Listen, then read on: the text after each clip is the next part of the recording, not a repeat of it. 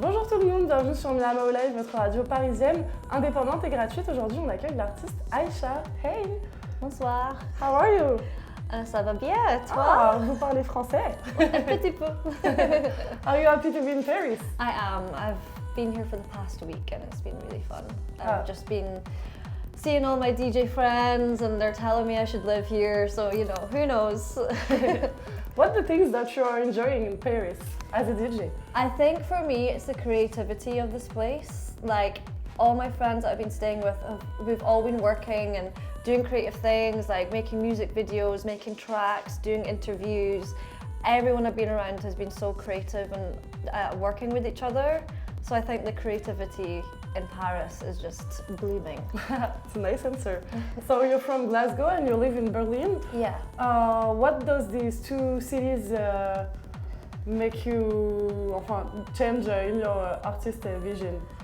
I think both of these cities for me, they have an edge to them. They have like a bit of a roughness and darkness to them, which is what attracted me to move to Berlin because I found some similarities there in the darkness. You know, I think when there's happiness there, it feels real because it comes through despite the darkness, and sometimes it works together with it. And I think in all my life, in my music, my relationships, my friendships, my aesthetic, it's a combination of darkness and roughness mixed in with some light and happiness. So that's why those two cities I love. How would you describe the Glasgow scene, techno scene? I don't know if I want to answer that one. It's okay. Okay.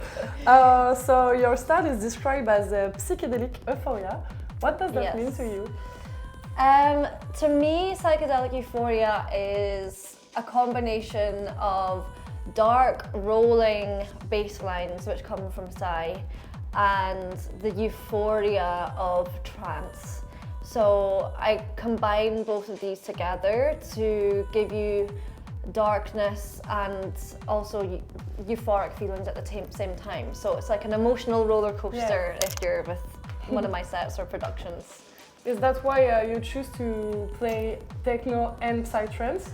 Yeah, that's why I like to combine both of them together, like techno, psytrance and trance. For me, it's all about emotions and it's not really hard, it's not too soft, it's both of them together, giving energy. Yeah. Do you prepare your set before or are you like vibing with the people? I think I always like have a look at my tunes before and like have playlists ready, but you just can never know until you get there what the vibe is going to be. So usually when I'm playing, I'm switching between playlists depending on what the crowd is doing. You've just got to read the crowd. I think having a prepared set is you're not looking at the crowd as well, you know, you've got to do a bit of both. You play several times in Paris. What the Parisian crowd like in your music? I feel like they're really receptive. Like, I think trance in France, it's like got such a history here. So I think they love hard techno, and when I put in a bit of trance, it sends them like, whoa, like they didn't expect that. So I love the Parisian crowd and I always get a good response when I'm here. You're a DJ and also a producer. How do you create tracks?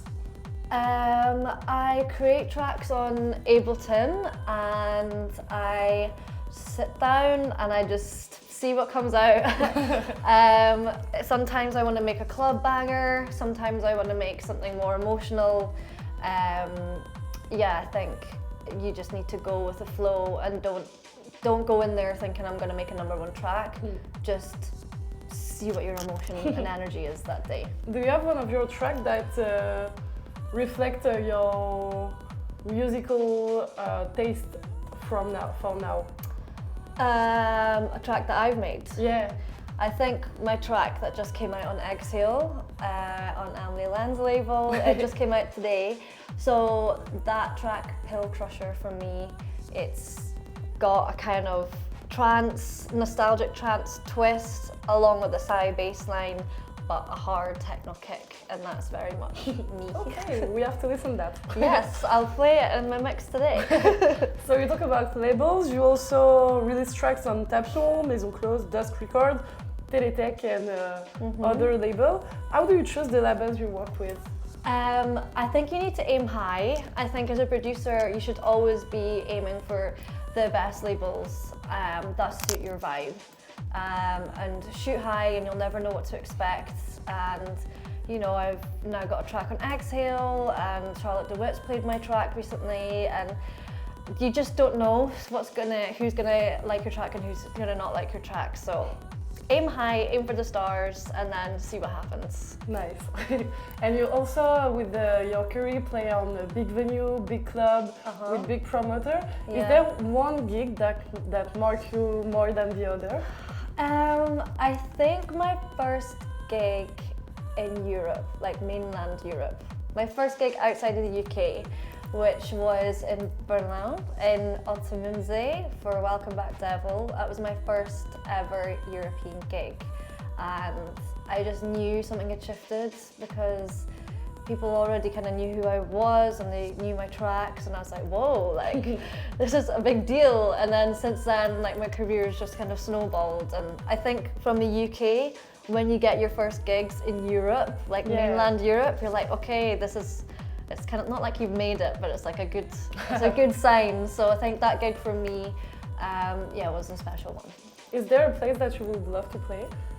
A place, like a club or a country? A club or a festival or anywhere? I think country-wise, I would love to play South America more, and I'd love to go back to Asia again, and I love playing in the USA as well. So I think just doing more expanding outside Europe, because techno is becoming bigger outside Europe, and I think it's good to represent my sound outside. Yeah. How has your sound evolved today compared to your first production, first gig, and first step as a DJ and producer? My sound has evolved a lot, but at the same time it's been very similar. I've always been very melodic with my tracks and always had a lot of energy with my tracks. I first started doing electro, then kind of like more classic 2020 techno, then I did bounce, and then I did trance, and then I feel like I've found my sound now, which is the psychedelic kind of mode. But if you listen to my tracks the past 3 or 4 years, they always have psy influences and they always have good melodies, so I feel like I do have a sound down, and sometimes I throw in a random trance track now and again, but yeah, I think people do associate me with the psy sound. Nice. What's the craziest thing that happened to you as a DJ? The craziest thing, I think, was when I went on my world tour in January this year. I toured in Japan, Taiwan, Australia, India, and I was in Europe in the space of like a month. That was crazy. And then it was so amazing, one of the best months of my life, but it was also so intense I had to take some time off after. Yeah. Because I think being in 7 different time zones in the space of 3 weeks, it really messed with my head. So the whole thing was just really crazy, and then I took a wee break after that to just be like, what just happened? But that was definitely a crazy time for me as a DJ. Do you have a dream B2B? My dream back to back would be, I think, Larry Levan, who was basically the first ever superstar DJ. He kind of was a pioneer of DJ culture and in club culture, and he was a DJ for Paradise Garage throughout the 80s, and I would love to learn what his techniques were and see what his personality was, and he really set the blueprint for every single DJ out there. Any DJ watching this, any superstar DJ, you have to thank him for pioneering DJ culture and being the first superstar DJ. Without him, what we were doing would not exist. So I would love to do back-to-back with him and just see what his techniques were. And yeah, I get to hear his stories at the same time. But he passed away now. But it's a dream back-to-back, guys. It's a dream back-to-back. Dream back-to-back. Yeah. Everyone. Do you have a track that you're listening to on repeat? A track I'm listening to on repeat right now is Phone Glow by Burial.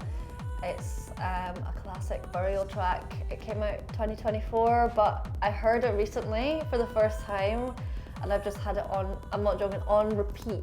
I think the first time I listened to it 5 times in a row. Yeah. And I was gobsmacked. I was like, this is the best song I've heard in my life. I actually cried like multiple times just because of how good it is. And then music just can make you feel like that, you know? And especially, music can make you feel like that, especially when it's well produced and it can bring emotions out in you. So listen to it. If you listen to that, you get to know the inner workings of my brain. We're gonna listen to that. Yes. Which projects are you the most proud of? Which projects? I think my latest track on Exhale I'm proud of because it's a release on Emily Land's label and I've been following her for years. Yeah. And she's like the biggest techno DJ and she's a big inspiration. So yeah, I think that one I'm very proud of.